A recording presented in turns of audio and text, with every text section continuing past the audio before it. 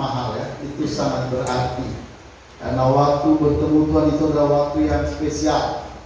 Ya memang kita bisa bertemu Tuhan setiap hari secara pribadi, tapi bertemu Tuhan bersama-sama itu adalah hal yang lebih luar biasa lagi. Ya. Nah saudara, kita akan belajar tentang baptisan Roh Kudus. Ya, baptisan Roh Kudus itu hal yang sangat penting. Ya, saudara, apa itu baptisan Roh Kudus? Ya, bagaimana seseorang mengalami yang namanya baptisan Roh Kudus? Saudara, ini sangat penting. Kenapa? Karena saudara, di sinilah letak sebenarnya bagaimana penyertaan Tuhan terhadap kita sebagai orang percaya. Jadi tentang bagaimana seseorang dibaptis Roh Kudus itu menjadi penting. Masalahnya, kalau kita salah dalam memahami baptisan Roh Kudus, maka kita akan menjadi, saudara, menjadi lemah. Ya, menjadi Kristen yang lemah. Kenapa? Karena banyak orang kalau tidak tahu bahwa sebenarnya dia sudah menerima baptisan Roh Kudus, tapi dalam perasaannya, pikirannya belum mengalaminya, maka orang itu, saudara, merasa tidak punya kuasa apa-apa dalam dirinya. Jadi kalau seseorang belum menerima baptisan Roh Kudus, maka dalam pikiran orang itu akan terus mencari. Jadi nanti setiap hari akan mencari pengurapan Roh Kudus. Artinya dia belum merasa dipenuhi Roh Kudus. Artinya dia belum merasa bahwa dia sudah punya Roh Kudus dalam dirinya. Belum lagi ada orang berpikir bahwa Roh Kudus itu seperti bisa datang dalam hidup kita dan bisa pergi. Nah ini kan merupakan pemahaman yang salah juga. Jadi kalau orang salah mengerti tentang Roh Kudus, tentang baptisan Roh Kudus, maka menjadi orang Kristen yang lemah. Itu yang pertama. Yang kedua, menjadi orang Kristen yang, saudara, yang akan menjadi stres. Kenapa saya bilang stres? Ya, apa maksud saya disebut menjadi orang Kristen yang stres? Saudara, banyak orang Kristen hari ini kerjanya terus mencari Roh Kudus, mencari baptisan Roh Kudus. Mereka, kenapa saya bilang stres? Karena kerjanya terus mencari. Kalau di sana ada datang pendeta dari Jakarta, apalagi kedengaran pendeta ini diurapi Roh Kudus, lalu saudara dia akan datang. Ya, dia datang, dia akan kepingin sekali dipenuhi oleh Roh Kudus. Nah saudara, saya bilang itu orang Kristen yang capek. Orang Kristen yang pada akhirnya menjadi Kristen yang stres. Kenapa? Karena dia tidak pernah percaya bahwa dia sudah punya Roh Kudus. Dia tidak pernah percaya bahwa dia punya kuasa Roh Kudus. Sehingga dia hanya melihat pendeta tertentu yang punya kuasa Roh Kudus. Dia hanya melihat orang-orang yang aktivis gereja yang sungguh-sungguh itu yang dipenuhi Roh Kudus. Itu yang punya kuasa Roh Kudus. Sementara dirinya, dia melihat dirinya tidak punya kuasa apa-apa. Makanya kalau misalnya orang begitu ada setan, dia telepon pendeta atau dia telepon orang tertentu yang biasa suka mengusir setan. Kenapa? Karena dia merasa dia tidak diurapi. Dia merasa tidak punya kuasa Roh Kudus. Ya. Nah, maka orang itu, saudara, tadi saya pertama, orang Kristen yang tidak tahu baptisan Roh Kudus, dia akan menjadi orang Kristen yang lemah. Kenapa? Karena dia tidak punya kuasa. Dia tidak merasa, dia tidak yakin ada kuasa dalam dirinya. Yang kedua, saudara, akan menjadi orang Kristen yang stres. Kenapa? Karena kerjanya setiap doa, setiap persekutuan, setiap KKR, dia akan terus mencari bagaimana supaya dia dipenuhi Roh Kudus. Nah, orang yang terus mencari tidak pernah merasa yakin dia punya kuasa Roh Kudus, itu akan menjadi orang stres. Makanya nanti, saudara, kekuatan kekristenannya itu terletak dalam doa. Maka orang-orang Kristen itu menjadi Kristen yang kuat doa. Saudara, mereka menjadi orang Kristen yang kuat doa, puasa. Mereka kadang-kadang sampai habis-habisan berdoa, habis-habisan berpuasa. Ada sampai 40 hari berpuasa, ada sampai 30 hari, bahkan ada sampai mati. Mati gara-gara apa? Karena tidak makan-makan. Saudara menjadi orang Kristen yang capek. Kenapa? Mencari kuasa Roh Kudus. Padahal kuasa Roh Kudus sudah dikasih. sudah diberikan, tapi kerjanya berdoa, berpuasa, menyembah kadang berlama-lama, menyembah itu berlama-lama. Ada kadang saudara saya melihat ya, karena mereka lebih rapi dalam pikiran orang Kristen dengan pujian penyembahan yang lama-lama, yang diulang-ulang, lama-lama, dengan suara yang nyaring, dengan suara yang tinggi, dengan suara yang berseru-seru, lalu merasa Roh Kudus akan turun. Nah, saya bilang ini orang Kristen yang pasti stres.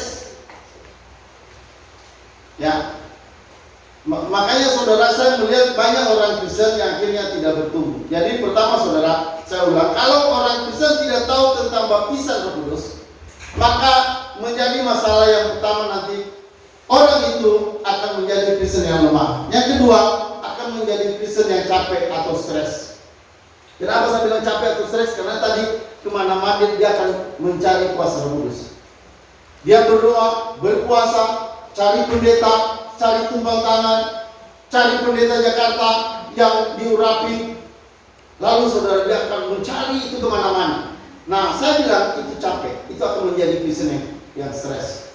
Yang ketiga saudara, menjadi orang Kristen yang tidak bertumbuh. Kenapa? Kenapa saya bilang orang yang tidak mengenal baptisan Roh Kudus, orang itu saudara, dia akan menjadi orang Kristen yang tidak bertumbuh. Makanya saudara, kenapa saya bilang bertumbuh? Banyak orang Kristen sudah lama jadi Kristen tapi tidak bisa bersaksi. Kenapa? Karena dalam dirinya tidak ada kuasa Roh Kudus. Dia yakin dirinya belum dipenuhi Roh Kudus. Dia yakin dirinya belum diurapi Roh Kudus. Maka saudara, dia bagaimana bisa bersaksi? Bersaksi itu kan dengan kekuatan Roh Kudus. Ya, saya kalau memberitakan Injil kepada orang yang non-Kristen, saya sadar itu bukan kekuatan saya. Itu karena Roh Kudus. Tapi bagaimana orang punya kekuatan memberitakan Injil kalau dia tidak yakin dia punya kuasa Roh Kudus? Tidak mungkin. Makanya saudara, banyak orang Kristen yang tidak berani bersaksi. Sebenarnya tujuan salah satu Roh Kudus diberikan pada kita itu supaya saudara menjadi saksi. Makanya kalau ada kesempatan saudara, saya bertanya pada orang. Saya bertanya, ada kesempatan mau di agama apa? Saya bertanya, apakah Anda sudah selamat? Saya bertanya begini, apakah Anda yakin kalau mati Anda masuk surga? Terus saya suka melemparkan pertanyaan itu kepada orang, termasuk orang Kristen dan termasuk orang non-Kristen. Saya akan melemparkan pertanyaan itu, apakah Anda yakin sudah selamat?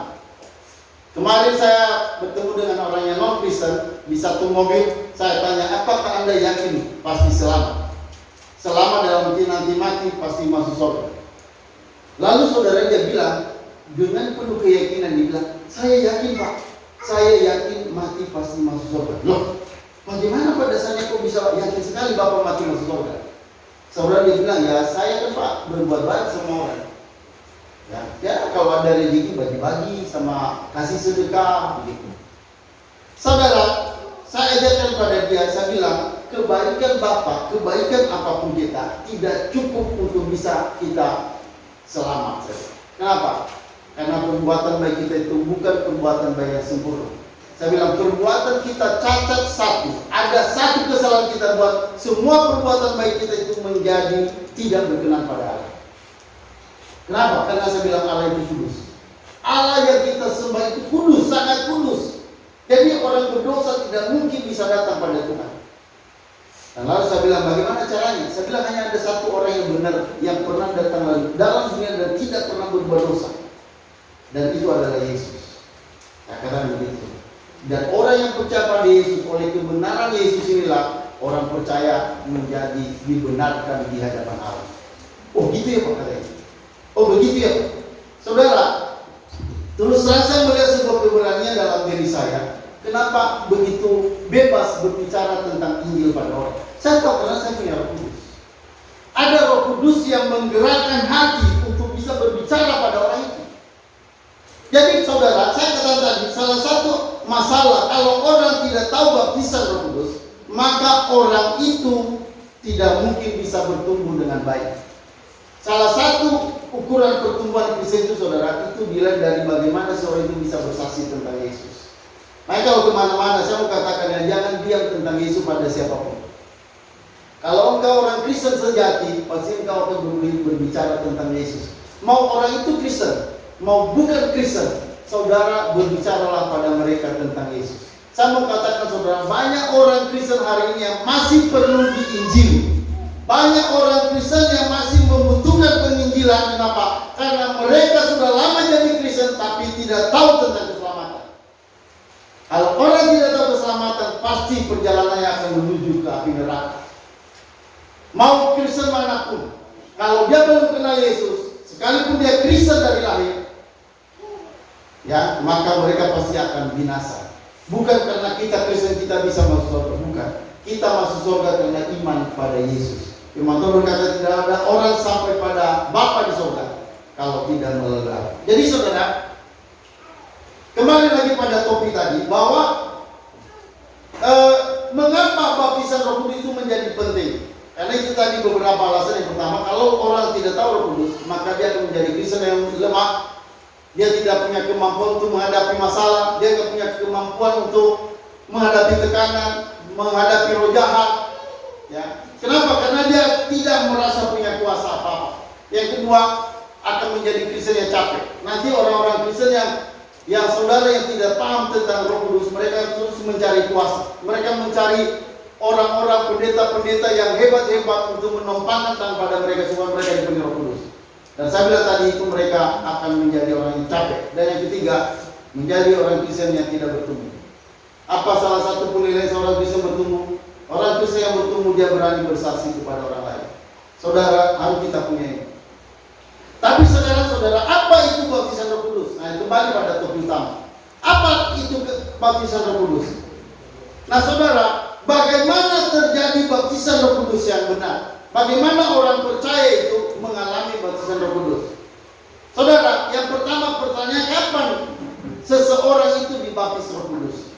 Nah saudara, perhatikan. Ya.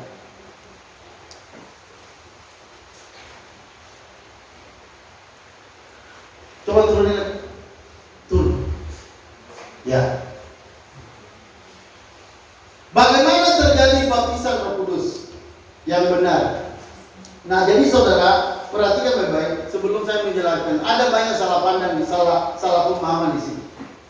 Ada orang Kristen yang salah pandang, dan terutama ini gereja karismatik.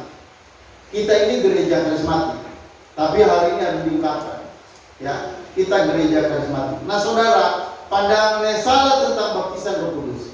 Jadi, saudara, baptisan Roh Kudus itu kalau dalam kalangan kita gereja karismatik itu adalah setelah kita percaya. Itu terjadi baptisan Roh Kudus itu setelah percaya.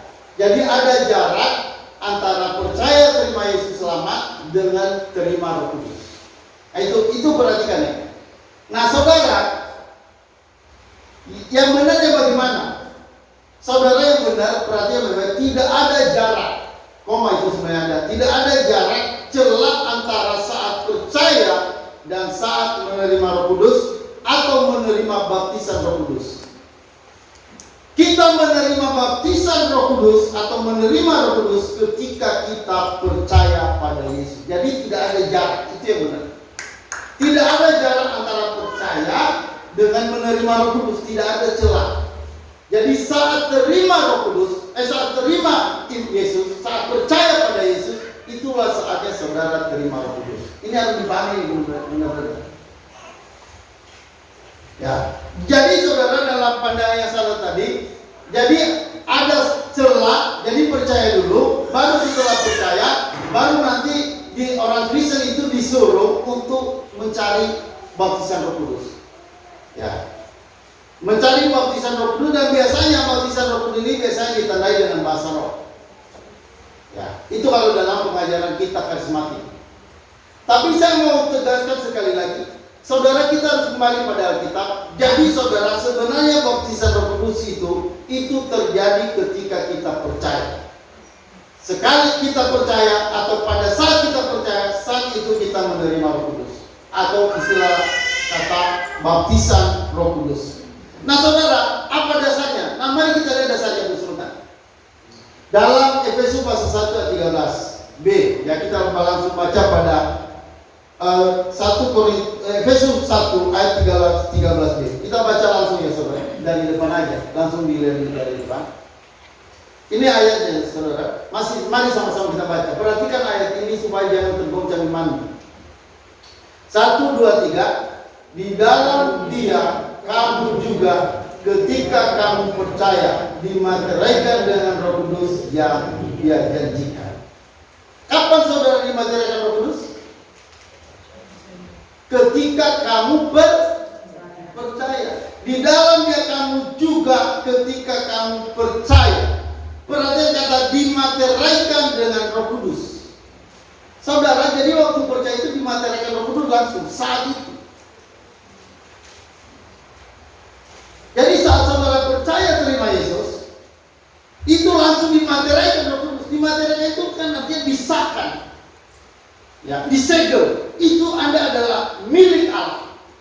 Dan itu yang membuat itu, yang memberikan segel itu apa? Itu Roh Kudus. Materinya itu Roh Kudus. Jadi ketika kau percaya itu langsung dimaterikan. Ketika kamu percaya, ya dikatakan ketika kamu percaya dimaterikan dengan Roh Kudus. Nah, kata dimaterikan dengan Roh Kudus apa beda? Apa artinya kalau bukan itu manusia Roh Kudus?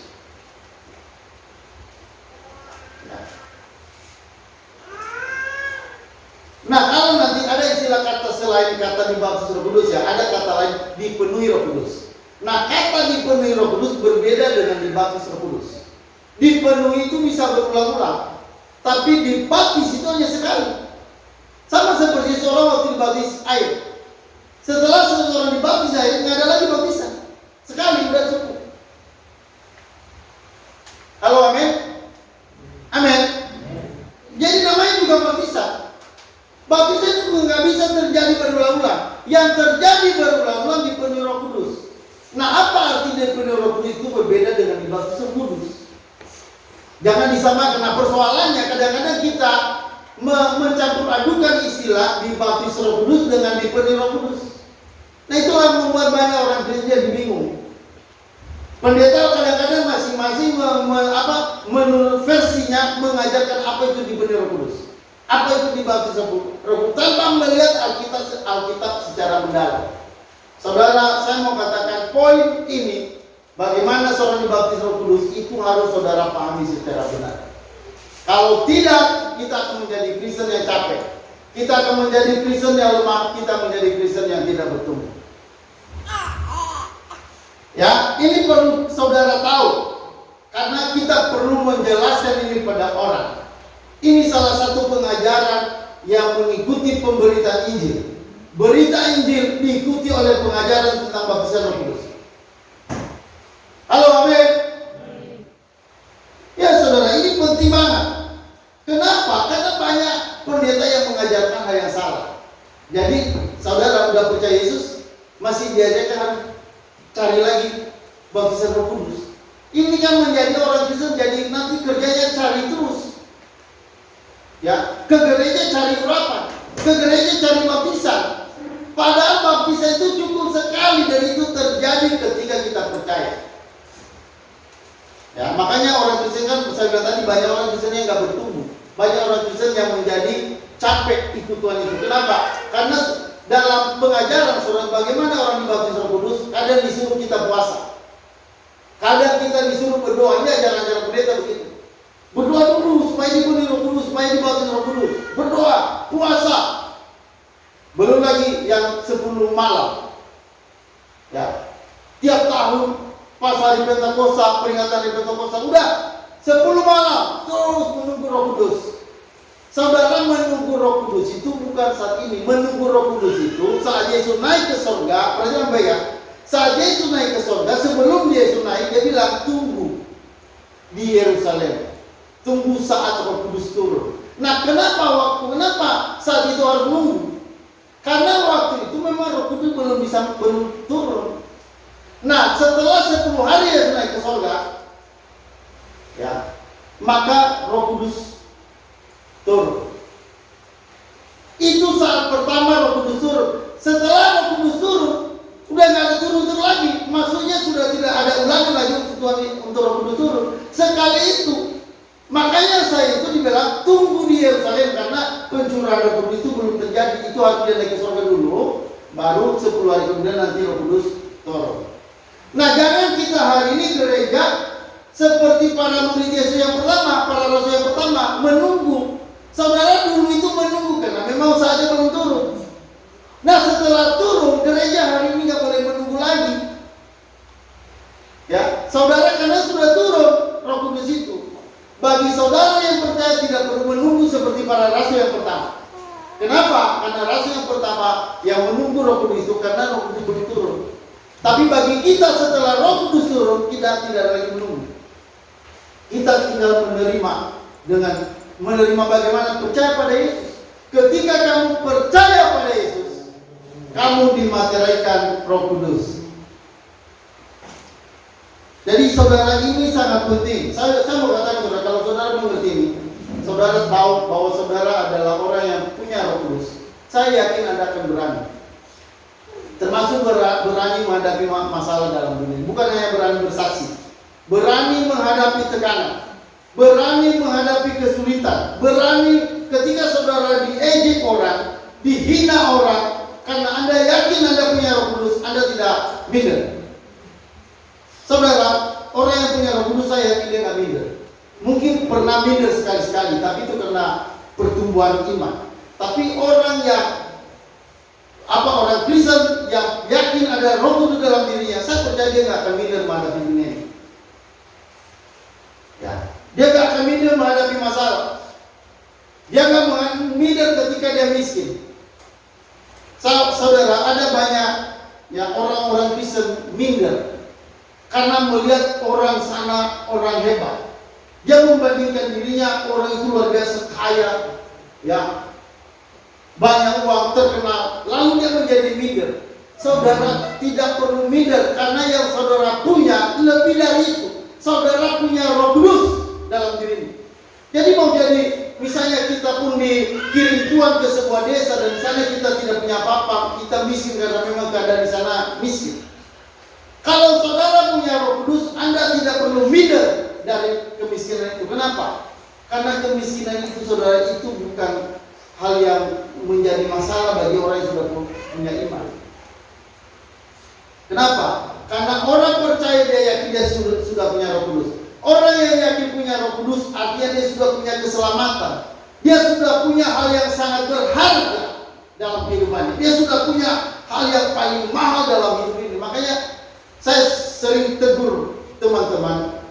Dia bilang, wah kami di kampung ini apalah kami pendeta kampung, pendeta desa. Saya bilang jangan pernah membandingkan dirimu dengan orang di kota. Kamu membandingkan dirimu itu dengan Roh Kudus yang ada pada kamu. Kamu harus bisa melihat dirimu itu orang yang luar biasa. Kenapa? Karena punya Roh Allah dalam dirimu. Jangan minder. Roh Allah itu luar biasa. Ya, Roh Allah itu adalah pribadi yang berlimpah kuasa, berlimpah pertolongan, berlimpah kekayaan. Sehingga ketika Anda dalam masalah, saya percaya pasti ada solusi dalam hidup.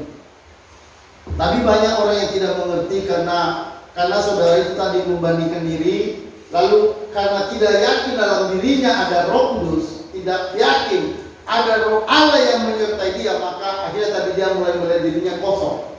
Dia melihat dirinya seperti orang yang tidak diurapi. Makanya biasanya gini ya, pendeta-pendeta di kampung itu lebih melihat pendeta-pendeta dari Jakarta, dari kota-kota yang besar, apalagi dari luar negeri. Mereka membandingkan diri, wah hamba-hamba Tuhan yang diurapi. Sementara mereka apa? Saudara, siapapun kita satu kita di hadapan Allah sama. Mau mereka kaya, mau mereka punya banyak harta, mau mereka punya jabatan tinggi, mereka terkenal daripada kita. Saya mau katakan saudara, kita adalah orang yang punya Roh Kudus yang sama. Di hadapan Allah kita sama-sama kaya. Di hadapan Allah kita sama-sama tinggi di hadapan Allah. Enggak ada yang lebih rendah, enggak ada yang lebih tinggi. Sama-sama. Makanya saudara, perhatian baik-baik. Perhatikan bahwa saudara ketika percaya, saudara sudah terima Roh Kudus. Saudara jangan melihat apa kata ajaran-ajaran para pendeta yang salah. Ya, saudara percayalah pada apa kata Alkitab. Karena Alkitablah yang tidak pernah salah. Ya, Alkitab tidak pernah salah. Kalau Roh Kudus bilang kamu dimateraikan ketika kamu percaya, itu cukup. Saudara, salah satu kelebihan yang saya miliki ketika saya percaya. Ketika saya percaya pada Yesus, langsung saya percaya saudara bahwa saya sudah terima Roh Kudus. Saya di sekitar saya itu banyak orang yang mencari lewat tumpang tangan para pendeta. Tumpang tangan di media selalu ditumpang tangan. Baru kalau mereka jatuh, baru mereka merasa puas sudah mengalami baptisan Roh Kudus. Saudara, saya terus bilang, ketika saya percaya saya dibaptis Roh Kudus, saya memang pernah ditumpang tangan. Berkali-kali saya ditumpang tangan. Tapi saya mau katakan, saya tidak rebah. Saya tidak mengalami, saya tidak rebah. Dan saudara, walaupun saya tidak rebah, saya percaya bahwa saya sudah menerima Roh Kudus. Ya. Jadi saya nggak peduli. Ada orang bilang begini, "Menerima, kamu udah dibaptis Roh Kudus belum?" Saya bilang udah. Bagaimana rasanya? Saya bilang saya nggak merasa apa-apa. Karena dia mau coba bandingkan dengan pengalaman dia. Pengalaman dia itu dia waktu dibaptis Roh Kudus dia tumbang, menangis, berguling-guling, histeris. Saya bilang saya tidak, Bu. Lalu dia menilai saya, "Oh, berarti murid ini masih keras. Bapak masih keras. Sehingga Bapak tak mengalami sentuhan-sentuhan Roh Kudus." Dia bilang begitu. Tapi dalam hati saya bilang, itu nggak peduli. Saudara, menerima Roh Kudus itu hanya dengan dasar iman. Itu bukan karena pengalaman, bukan karena perasaan kita. Kita merinding, kita menangis, kita merasa ada lawatan Roh Kudus, ya. Tangan kita gemetar-gemetar, tidak. Itu bukan itu, saudara. Jangan terkecoh dengan itu. Jangan tertipu dengan itu. Saya mau katakan dengan jelas di depan ini. Saya mau katakan, kalau engkau percaya, siapapun engkau telah menerima Roh Kudus. Karena Alkitab berkata, di dalam dia kamu juga, ketika kamu percaya, dimateraikan dan Roh Kudus yang dijanjikan itu. Jadi saudara, ayat ini dengan jelas menunjukkan bahwa pemateraian atau karunia Roh Kudus terjadi saat kita percaya. Oke, kita lanjut saudara. Kita melihat lagi ada beberapa ayat. Mari kita lihat dasarnya dulu supaya saudara jangan bingung. Ayat-ayat Alkitab sebagai dasar kita. Ya, supaya jangan bingung dengan berbagai macam ajaran. Karena hari ini saudara, ada begitu banyak ajaran tentang hal dibaptis Roh Kudus ini. Ya, ada banyak ajaran dan saya pikir kita harus kembali pada Alkitab. Alkitablah yang menjadi patokan kita, standar kita. Tidak ada yang lain. Mau pendeta apapun ngomong, kalau itu selain dari Alkitab, bertentangan dengan Alkitab, jangan percaya. Sekalipun dia hebat, sekalipun pendeta itu seperti diurapi, banyak pengikut, ya, kalau dia berdoa semua orang roboh, ribuan orang roboh, tak usah percaya begitu. Karena saudara menerima Roh Kudus, maka kalau menurut Alkitab cukup dengan percaya. Ketika percaya pada Yesus, kita menerima Roh Kudus. Oke, kita akan lihat saudara Galatia 3 ayat 2 sampai 3, 5, 14. Mari kita baca pelan-pelan. 1, 2, 3. Hanya ini yang hendak ku ketahui daripada kamu. Adakah kamu telah menerima Roh karena melakukan hukum Taurat, atau karena percaya pada pemberitaan Injil? Adakah kamu sebelum itu? Kamu telah memulai dengan Roh, maka kamu sekarang mengakhirinya di dalam daging. Jadi bagaimana sekarang? Apakah ia yang menganugerahkan Roh kepada kamu dengan berlimpah-limpah dan melakukan mukjizat di antara kamu? Berbuat demikian karena kamu melakukan hukum Taurat, atau karena kamu percaya pada pemberitaan Injil? Yesus Kristus telah membuat ini supaya di dalam Dia berkat Abraham sampai kepada bangsa-bangsa lain, sehingga oleh iman kita menerima Roh yang dijanjikan. Saudara, dari ayat 2 sampai ayat 15 ini selalu diulang. Karena apa? Karena apa kita menerima Roh itu? Ya, saudara, dari Galatia pasal 3 ini dikatakan sama ya, hanya ini yang hendak ku ketahui daripada kamu. Adakah kamu telah menerima Roh karena melakukan hukum Taurat, atau karena percaya kepada pemberitaan Injil? Jadi saudara, Paulus mencoba mengoreksi jemaat ini. Dia bilang, bagaimana kamu menerima Roh Allah? Bagaimana kamu menerima Roh Kudus? Apa karena melakukan hukum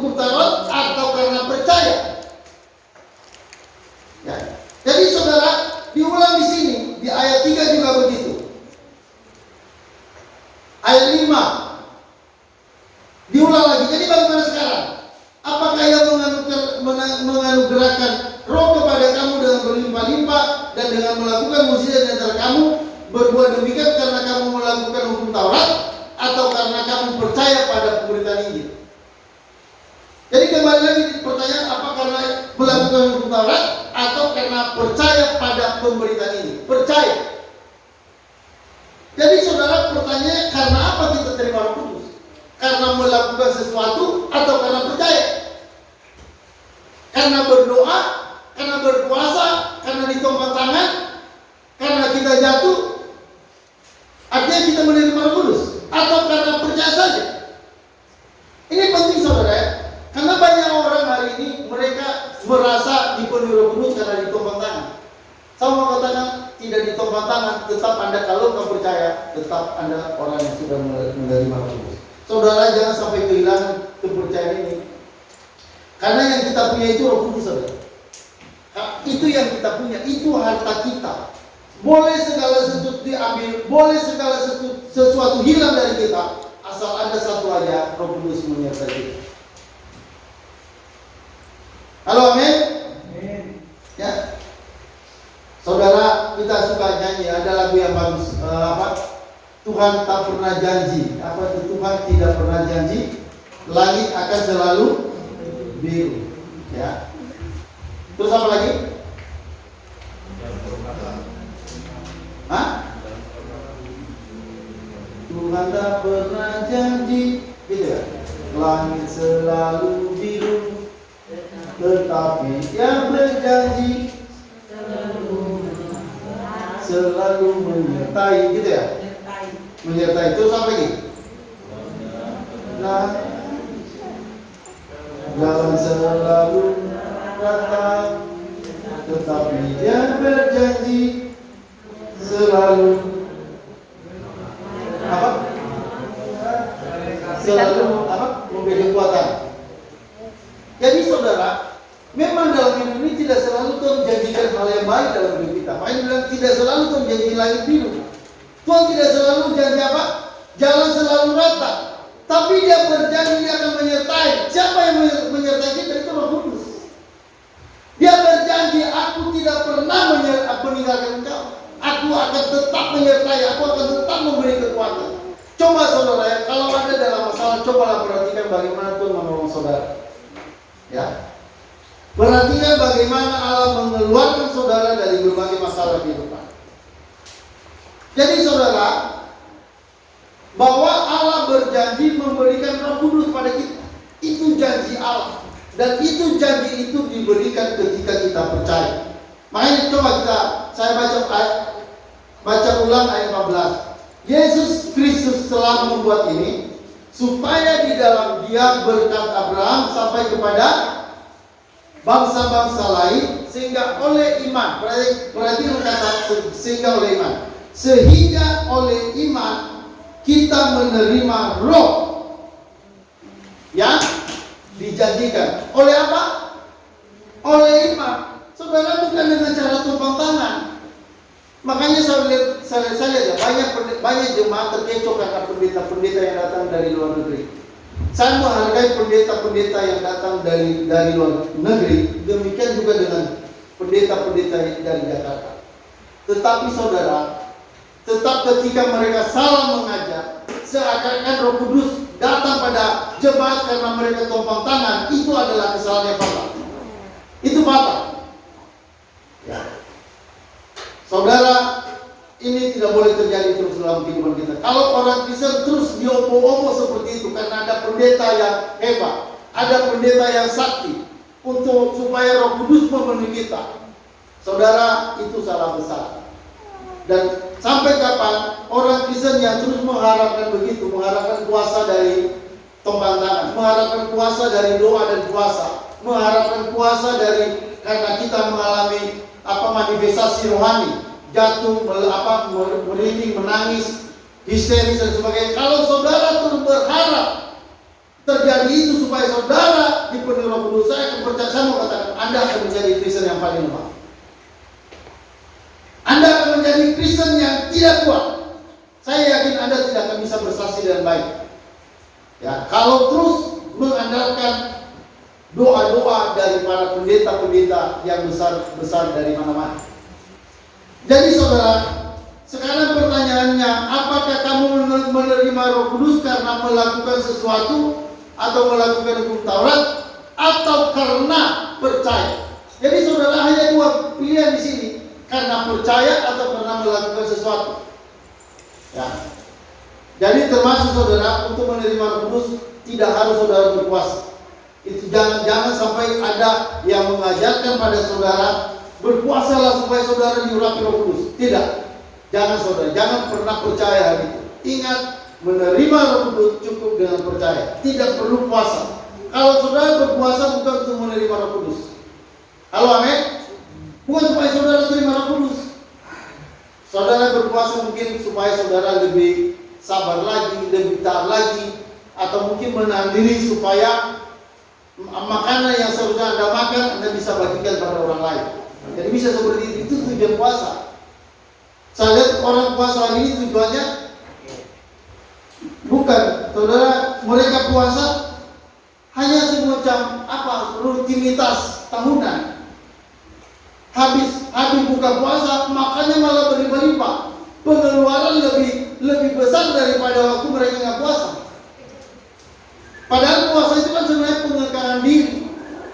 Ya, puasa itu supaya kita bisa menolong orang lain. Itu kan tujuan puasa. Ya, jadi bukan puasa itu hanya semacam rutinitas bulanan, harian atau tahunan. Ya, puasa itu tujuannya baik kalau kita pakai untuk porsi yang benar. Puasa itu artinya kita menahan diri. Ya, itu namanya puasa. Puasa itu bukan supaya saudara mendapatkan urapan Roh Kudus, bukan. Karena urapan Roh Kudus atau baptisan Roh Kudus itu datang ketika kita percaya. Itu hanya dengan percaya, tidak ada usaha apapun yang kita buat di dalamnya. Jadi kalau kita misalnya diajarkan berdoa, terus berpuasa, termasuk misalnya harus menyembah berkali-kali, katakan haleluya, haleluya, terus haleluya, haleluya, haleluya, terus ulangi sampai nanti jadi berubah menjadi bahasa yang lain. Saya mau katakan itu sebuah saudara? Itu sebenarnya nggak perlu diajarkan. Memang gini saudara, memang ada orang yang memiliki karunia berbahasa roh. Tapi kalau Alkitab berkata tidak semua orang bisa berbahasa roh. Halo, amin. Ada karunia bahasa roh, kita terima. Kita orang karismatik percaya ada bahasa roh. Tetapi saudara, tidak semua orang harus berbahasa roh. Tapi semua orang dibaptis oleh roh. Semua orang dibaptis roh. Tapi tidak semua orang itu berbahasa roh. Karena firman Tuhan berkata, ada orang dikasih karunia menyembuhkan. Ada orang dikasih karunia karunia berbahasa roh. Ada orang dikasih karunia menafsir bahasa roh. Ada orang dikasih karunia untuk mengajar. Ada orang dikasih karunia untuk menyembuhkan. Tapi kan tidak semua orang dikasih. Hanya orang-orang tertentu yang dikasih karunia-karunia itu. Jadi kalau misalnya semua orang diharuskan, saya pikir itu salah. Tidak ada Alkitab mengajarkan begitu. Saudara perhatikan yang bahasa roh di dalam Kisah Rasul pasal 2. Itu waktu pertama sekali Roh Kudus turun. Itu berapa orang yang dipenuhi roh? Semua orang yang menunggu itu dipenuhi roh. Maksudnya mereka dibaptis mereka berbahasa roh. Tapi setelah 3.000 orang bertobat, waktu Petrus kan dia nanti tahap keduanya, dia membuat orang bertobat dia berdiri lalu dia bertobat lalu 3.000 orang bertobat. Saudara perhatikan baik-baik, dalam kisah 3.000 orang bertobat tidak ada bahasa roh. Itu harus diperhatikan ya. Waktu Stefanus dia dipenuhi Roh Kudus. Itu tidak ada dibilang dipenuhi roh lalu dia berbahasa roh, tidak ada. Dalam Alkitab ada kalanya dipenuhi Roh Kudus lalu dia berbahasa roh. Terus ada Alkitab juga bilang dia dipenuhi Roh Kudus lalu dia memberitakan Injil. Jadi tanda seorang dipenuhi Roh Kudus tidak selalu menurut bahasa roh. Dipenuhi Roh Kudus, saudara, seperti Stefanus ketika dia dibunuh lalu dia penuh Roh Kudus, lalu malah dia menyerahkan diri kepada Allah. Dia nggak berbahasa roh di sini ditulis. Nah, jadi saudara, ini penyelidikan Alkitab yang benar. Ya, jadi kenapa seseorang dibaptis Roh Kudus? Bagaimana seorang dibaptis Roh Kudus? Itu ketika orang itu percaya. Saudara, saya mau katakan, kalau engkau adalah orang percaya pada Yesus, saudara, saya katakan dari depan ini, engkau sudah menerima Roh Kudus. Kau usah terpengaruh dengan ajaran apapun. Saudara, ketika saya percaya saya menerima Roh Kudus karena saya percaya pada Yesus, dari sejak itu saya melihat perkembangan rohani saya maju terus. Ya, saya memang pernah mundur berkali-kali, tapi itu tidak terus begitu. Tapi saya melihat saya bisa bertahan dalam pelayanan. Saya melihat saya bisa terus bersaksi. Saya melihat saya bisa terus menyampaikan firman Allah kemana-mana. Jadi saudara, bagaimana seseorang diterima Roh Kudus? Bagaimana seorang menerima Roh Kudus atau dibaptis Roh Kudus? Itu cukup hanya satu hal, yaitu percaya. Kalau engkau percaya, yakinlah engkau adalah orang yang telah menerima Roh Kudus. Mungkin engkau waktu percaya itu adalah orang berdosa, orang jahat, orang apa. Seberapapun jahatnya engkau, kalau engkau telah menerima Roh Kudus, sama kata engkau, kalau waktu engkau percaya pada Yesus, engkau sudah menerima Roh Kudus. Jadi sekali lagi tidak didasarkan pada peletakan tangan seorang pendeta, tidak didasarkan pada kejatuhan seseorang waktu waktu menerima tumpang tangan, bukan pada waktu orang harus berdoa, berpuasa, tidak. Tapi saat Anda percaya, saat itulah Anda telah menerima Roh Kudus. Oke, lanjut, kita lihat dasar ke selanjutnya. Galatia 4 ayat 6.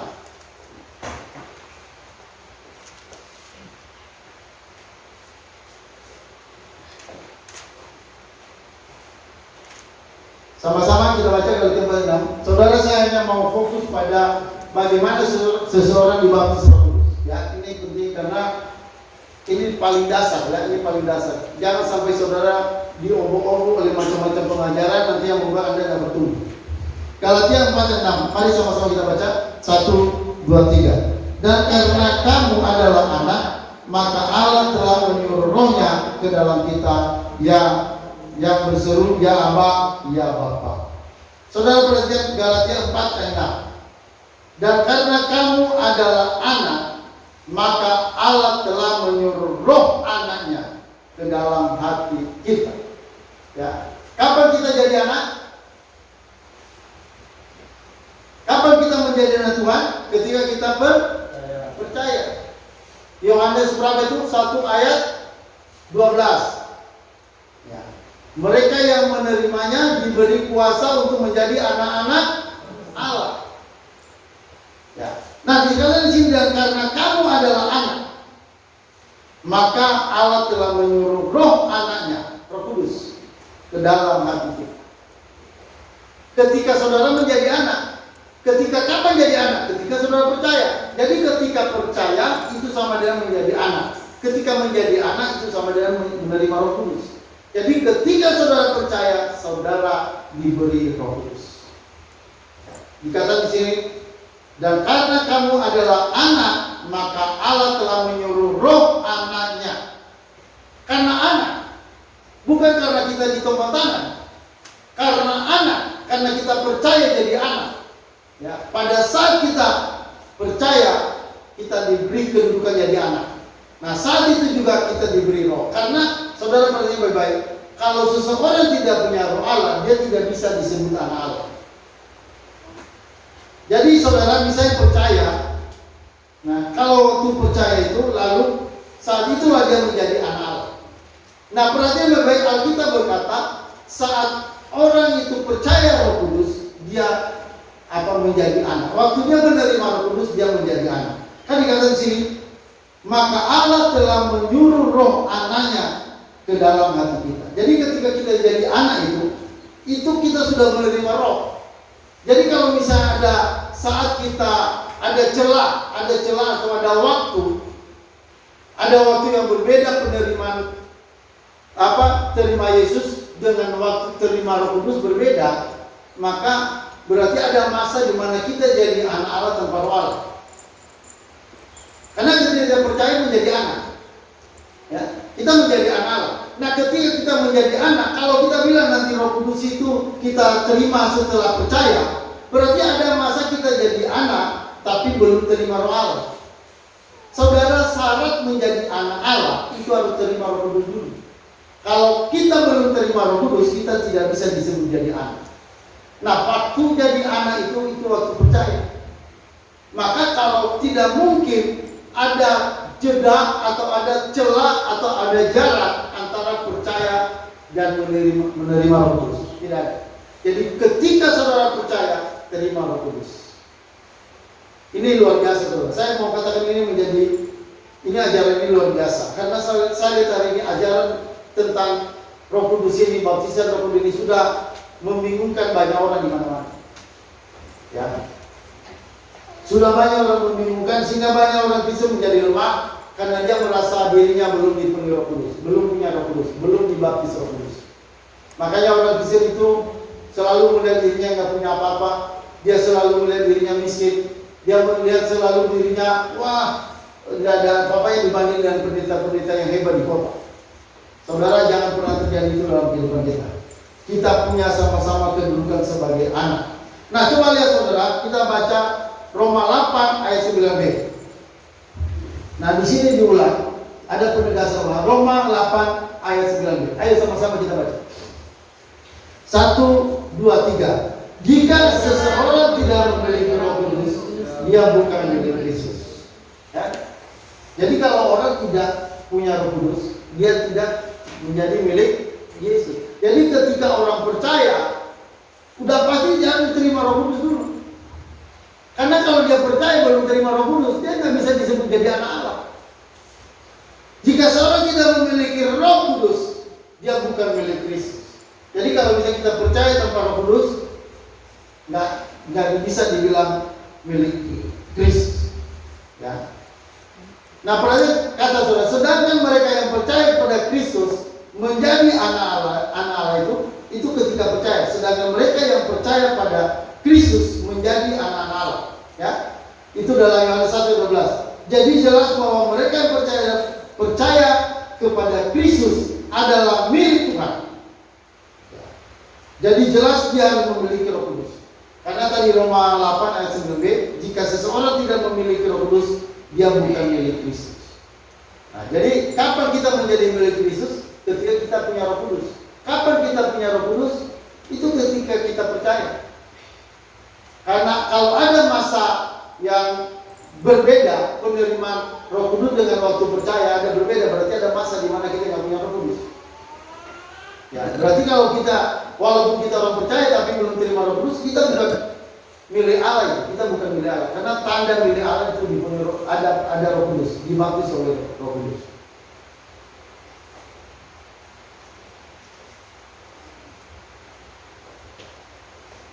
Nah, saudara, selanjutnya bahwa saudara tentang baptisan Roh Kudus ini penggunaan istilah. Mari kita lihat penggunaan istilah baptisan Roh Kudus.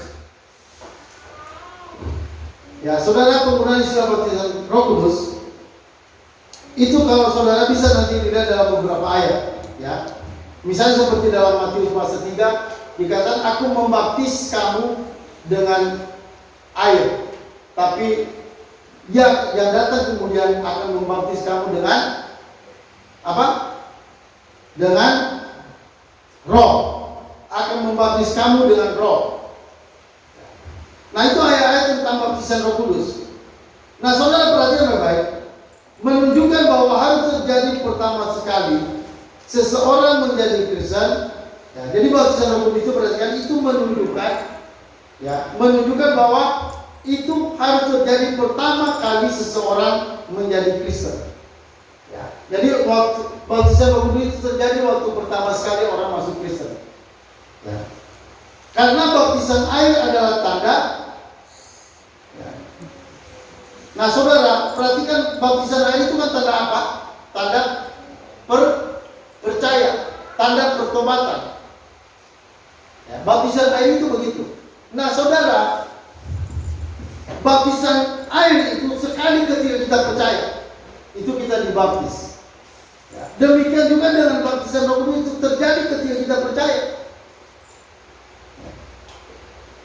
Makanya saudara perhatikan baik-baik, karena baptisan air adalah tanda, sedangkan baptisan Roh Kudus adalah kenyataan. Jadi jika baptisan air merupakan tanda pertama yang diberikan ketika seorang menjadi Kristen, maka baptisan Roh Kudus harus menjadi kenyataan pertama atau tanda pertama yang dialami seseorang ketika menjadi orang percaya pada Yesus. Ya, jadi saudara ini perlu diperhatikan ya. Jadi baptisan air itu sekali, begitu juga dengan baptisan Roh Kudus itu sekali terjadi. Ya, kapan itu terjadi? Sama seperti baptisan air terjadi sekali ketika kita percaya, demikian juga baptisan Roh Kudus itu sekali ketika kita percaya pada Yesus.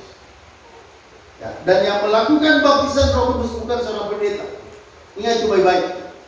Yang melakukan baptisan air kebanyakan pendeta, ya. Dan sebenarnya tidak harus pendeta. Orang-orang yang dipakai Tuhan yang melayani bisa membaptis orang. Ya. Tapi baptisan Roh Kudus itu tidak bisa dilakukan oleh siapapun. Baptisan Roh Kudus tidak pernah bisa dilakukan oleh seorang pendeta. Baptisan Roh Kudus itu hanya oleh Yesus. Jadi Yesus yang membaptis orang. Makanya dikatakan oleh Yohanes Pembaptis, aku membaptis kamu dengan air, tapi yang datang kemudian dia akan membaptis kamu dengan api dan roh. Yang membaptis kita. Jadi baptisan terjadi sekali ketika kita percaya. Saudara, ini sudah cukup jelas ya, karena ada banyak ayat yang sudah saya jelaskan. Dan kiranya ini saudara menjadi orang Kristen yang kuat, teguh. Ya, saudara nanti kemana aja yang merantau dari tempat ini, mungkin pergi ke Jakarta atau kemana, saudara yakin ada Roh Kudus dalam hidupnya. Halo, amin. Amin. Kalau engkau mungkin nanti pergi ke Medan, mungkin pulang kampung dan buka usaha di sana, saudara ingat ada Roh Kudus dalam hidup. Saudara harus itu yang paling pertama Anda tahu. Kalau Anda bangun pagi-pagi, jangan Anda pikirkan yang lain. Anda pikirkan bahwa Anda punya Roh Kudus dalam hidup. Saudara, ketika Anda berjalan, saudara perhatikan ada gerakan Roh Kudus. Gerakan Roh Kudus bukan harus membuat Anda tumbang jatuh dan macam-macam. Tidak. Saudara perhatikan baik. Gerakan Roh Kudus itu di dalam hatimu. Makanya perhatikan setiap hatimu. Apa yang ada dalam hatimu itu perhatikan, di dalam dirimu ada Roh Allah. Jadi Roh Allah itu yang menjadi pemimpin saudara. Ketika Anda dalam kesulitan, Anda mulai memperhatikan Roh Kudus. Bertanya pada Roh Kudus, bagaimana? Ya, apa yang harus saya lakukan? Saudara perhatikan, karena ada Roh Kudus dalam diri orang percaya. Kalau saudara merasa belum dibaptis Roh Kudus, bagaimana saudara bisa dengarkan Roh Kudus?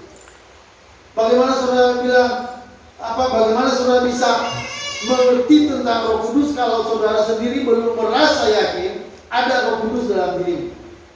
Ada banyak orang-orang merasa dipimpin Roh Kudus, tapi dia sendiri tidak yakin bahwa Roh Kudus itu ada pada dia. Itu orang begitu nggak mungkin bisa dipimpin Roh Kudus. Kalau Roh Kudus berbicara pada orang itu pasti dia bimbang, karena dia nggak yakin. Dia nggak yakin dalam dirinya ada Roh Kudus. Nah, saya mau katakan dari depan ini, saya mau tekankan bahwa Anda kalau benar-benar engkau adalah orang Kristen sejati, yaitu orang percaya sejati, maka otomatis saudara punya Roh Kudus dalam hidup. Tak usah terpengaruh dengan apa kata orang. Saudara, dasar kita adalah Alkitab. Jangan terpengaruh, karena ini menentukan kekuatan imanmu, kekuatan kekristenan ke depan. Ini menentukan kemajuan saudara dalam pertumbuhan iman.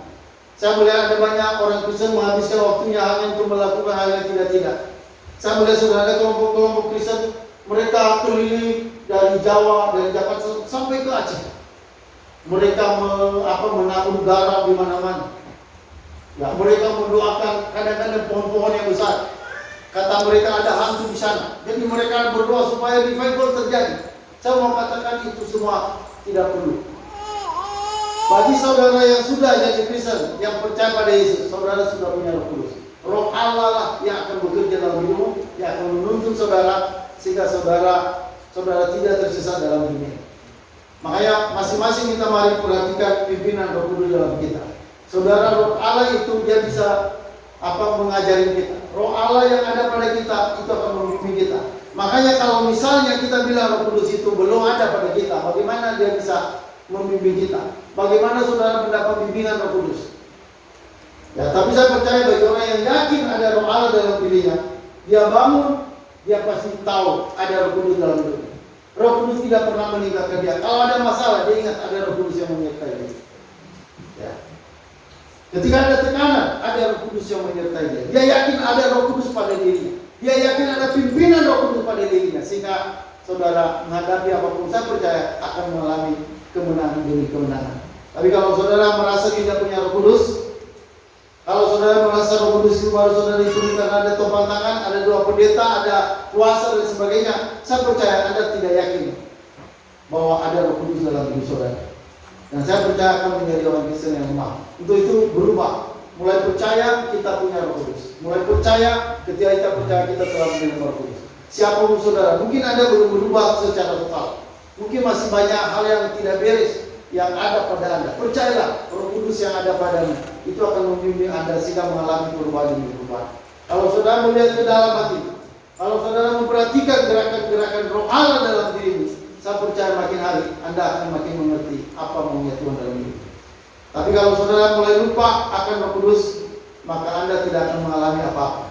Saudara, terakhir saya mau mengingatkan kita. Saudara, apa kata Paulus? Tidak tahukah kamu bahwa kamu adalah bait Roh Kudus?